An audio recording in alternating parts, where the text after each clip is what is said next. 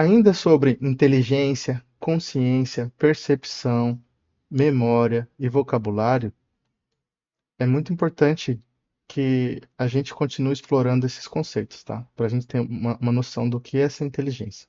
Porque se você pensar nos conceitos tradicionais de inteligência, testes de QI, você vai parar para pensar sobre reconhecimento de padrões. Então a gente vai dizer que, o que que a gente diz no popular? Que uma pessoa inteligente é uma pessoa que ela é capaz de resolver um problema de forma rápida e eficiente, e ela reconhece um padrão, e ela consegue generalizar, consegue extrapolar, e até por que que é importante a gente pensar nisso? Porque é o seguinte, se você pensar em Isaac Newton, Albert Einstein, todos os grandes cientistas que descobriram aquelas constantes que eu apresentei mais cedo sobre gravidade, relatividade e tudo mais, matemáticas, eles apenas descobriram algo que já existia. Tá?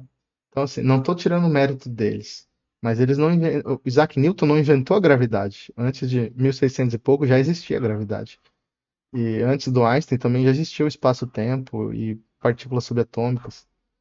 Então, entenderam por que que é importante a gente olhar pelo aspecto certo? Porque se a gente pensar nesse conceito de inteligência que eu falei para vocês, que vai desde o subatômico até o Big Bang, uma pessoa que a gente chama de inteligente, a gente fala que ela está se conectando a uma inteligência maior, ela está se alinhando.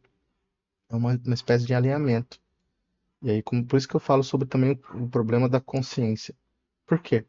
Porque quando você quer uma IA que seja inteligente, você quer uma IA que se conecte com você, que ela entenda as suas vontades, que ela entenda as suas intenções. E aí, como eu falei, eu não estou entrando no ponto de vista moral de que se uma IA ela deveria ter um CPF, já deveria ter direitos trabalhistas, né?